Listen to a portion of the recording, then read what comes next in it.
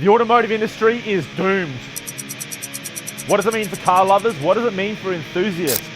So have a listen. Let's talk about what it's going to take to save the automotive industry worldwide.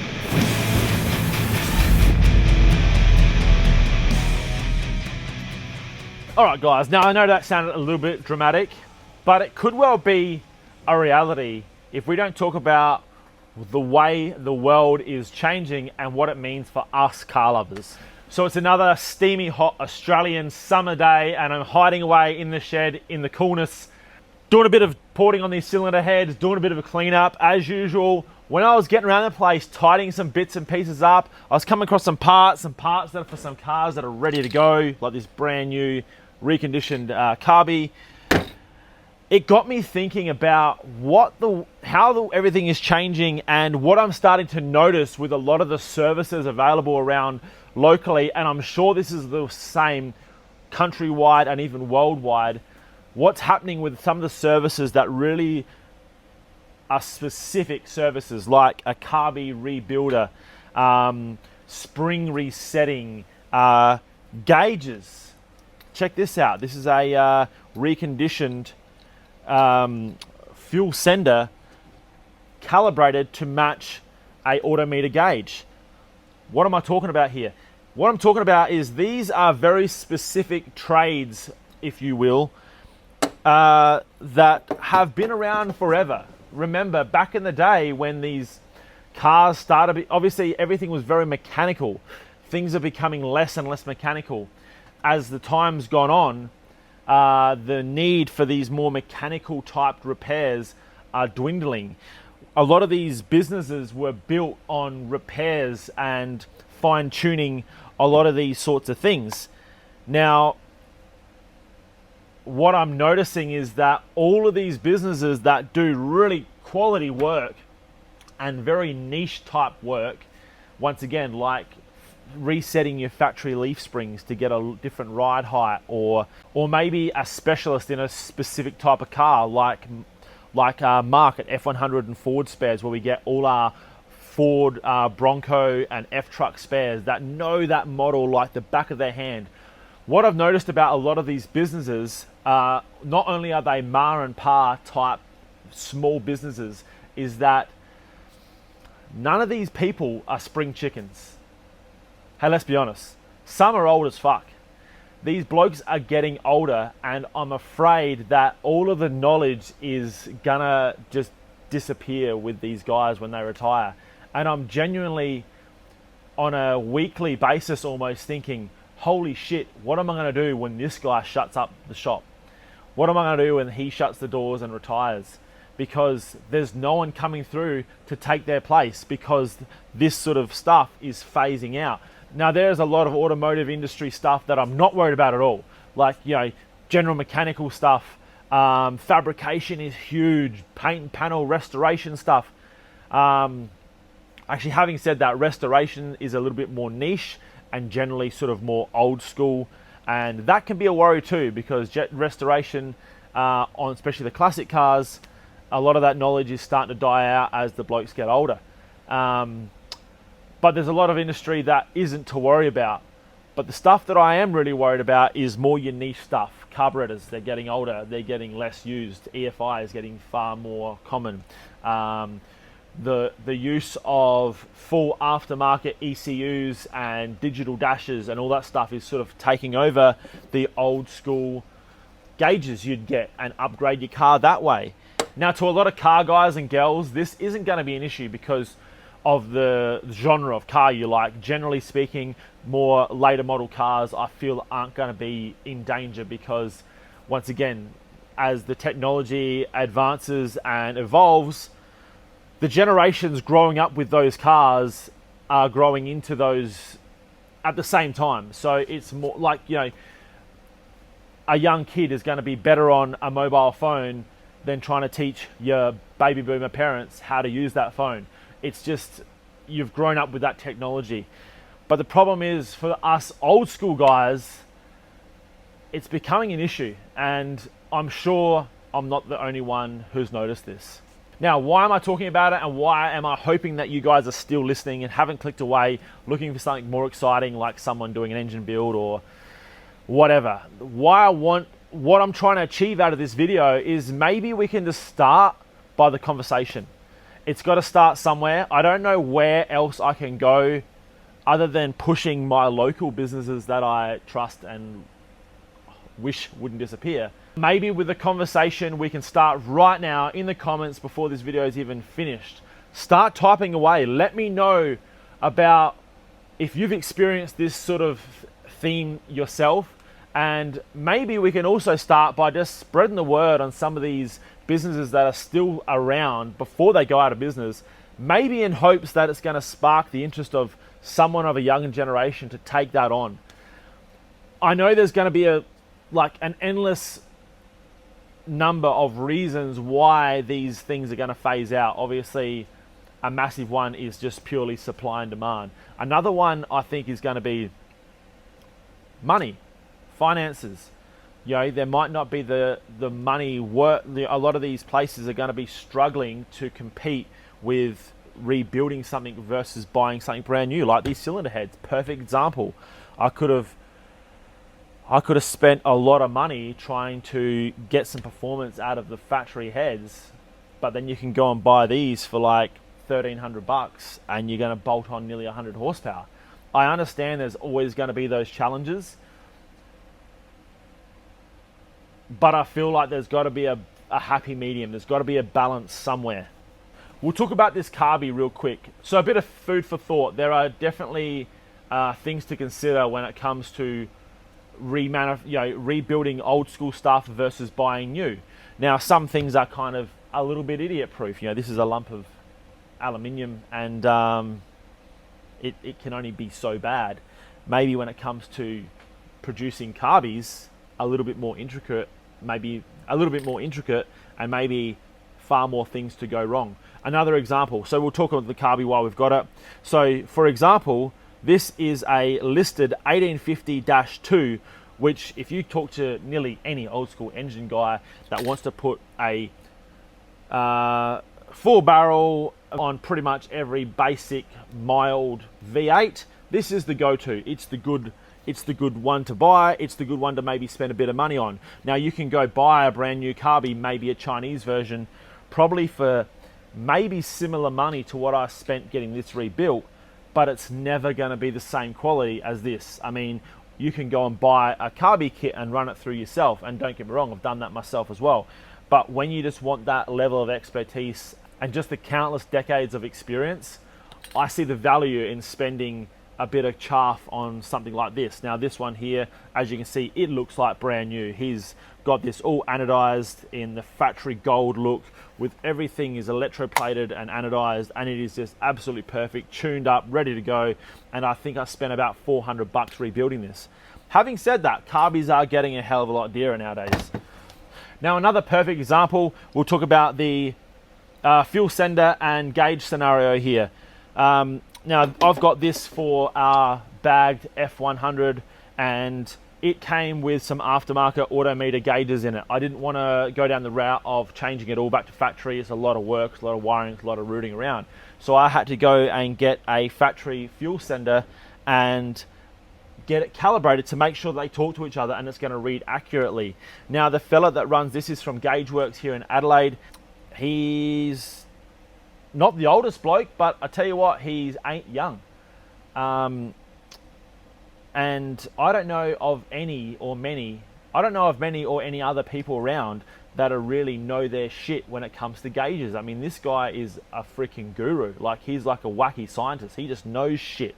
He knows shit like it's the back of his hand. It's insane, the amount of knowledge these old fellas have. And I don't know anyone under the age of probably even 40 that would know fuck all about these things. I mean, I'm sure they're out there, but is there a whole business worth of knowledge worth going into? Probably not. Once again, it comes down to price. It might be cheaper just to buy a new one of these and a new one of these and put it in and make it all work. And I get that too, but it's a real worry when there comes times where you might not be able to put a replacement in. You might want the factory item. You might need to repair a factory OE part and there's no one available to do it. You're at a point where you're just at the mercy of whatever you can come up with, and that's starting to become a bit of a worry. Now, I'm fully aware this video is going to end up feeling like a bit of a rant. It's not meant to be. I genuinely just want some feedback. Please, honestly, get into my comments. Get into the comments, start the conversation. How the hell can we help keep these industries flowing on? Now, once again, I'm not worried about a lot of them. Paint panel guys, not an issue. Electricians, not an issue. General mechanics, not an issue. There's a billion people that want to get into that stuff. It's the niche things that are a real worry for me. A few things I've got to get onto soon, because I put lowering blocks in absolutely everything. I want to actually reset some leaf springs. I don't want to go down the path of doing a 4-link or even a mono leaf.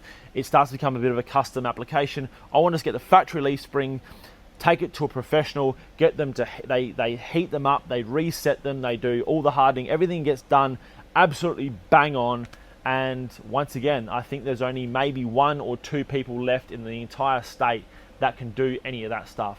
I don't know what it's like for the rest of the country or the rest of the world, but this is another good example of something that I don't know what's going to happen once these doors are shut. So I'm trying to think of a few more examples to get your brain ticking. Now, I know here in Adelaide, there is maybe 0 people doing chroming. There might be 1. I actually don't know anymore. Chrome plating has become insanely expensive. And obviously, it's insanely labor intensive. There's a reason for it. People aren't just laughing all the way to the bank, taking the piss doing these jobs. Obviously, there's just a lot involved, and the cost of wages and all that shit comes into it. And I don't think a lot of people understand how much it costs to run a small business. That's another thing. I'm not going to try and get political here, but the cost in running a small business is just almost unfathomable. Unfathomable. English is my second language. This is also another huge factor of what's killing, I think, a lot of these smaller businesses. It's very easy to think of it from a worker's perspective, waiting for your wage to come in every week and want more money for your time and more money for the cost of living and all this sort of shit. But at the end of the day, you got to think of the impact it's making on smaller businesses. It's very easy to think that the bosses agree sitting back smoking his cigar. It's not the way it is. So if it comes down to spending a bit of chaff on some quality work from a super experienced business, then maybe we just have to start expecting to put our hand in our pocket and dig a little deeper to pay for those services. Another great one is the white wool tires. I actually ran a white wool tires business here in Adelaide for like 13 odd years. This is starting back in about 2009. I started it as a side hustle. It then became my full-time job. I ran it as a full-timer for probably close to 10 years. And it earned me a pretty good living, but once the YouTube started taking over and we started taking on a few other different life challenges, I just didn't have time for the white walls anymore. That's another really, really niche trade. It's not even a trade, but it's a real niche business that I still get phone calls to this day about people wanting white walls, and I haven't done it for years now. There's a perfect opportunity for a younger lad to come through and take that on. I know that's much more likely to happen because white walls are still quite popular with the younger crowd, but that's another good example of an older trade or an older sort of style business that is at risk of getting phased out because I'm getting phone calls from people and they just cannot find anyone local to do white walls. I'm sure it's the same in other areas. So I guess I better start trying to narrow down to a bit of a conclusion here. I don't know what I can do. I mean, I can only do so much with my platform and try and sort of encourage people to sort of keep using these older businesses, but I don't know what that's going to mean for the new generation. I don't know if that's going to mean someone's going to take it on. I don't know. I just don't know where it's going to go, and I'm still genuinely really worried about it. I guess at least I can do is start the conversation right here, talk about your experiences, talk about your concerns, and also if you just want to list off a couple of the businesses in your hometown, I don't care where you are, Adelaide, countrywide, worldwide, list some of the businesses that you swear by, more niche stuff, not the local mechanic. I mean, it's all well and good, we want to support everyone, but We're worried about the industries that are going to phase out. If there's a guy in your town that's always done a particular thing and you want to sort of, maybe it's even bringing awareness to that business, or that's even a possibility to do that. I hope everyone's understanding where I'm coming from. While I'm at it, I'll give a quick plug to the business that's actually made me think of doing this video anyway. This is EFI and Carburetor Services at Jeps Cross. He has been around forever, absolute knowledge, wealth of knowledge. Gaugeworks here at, I'm going to say Nailsworth, Adelaide.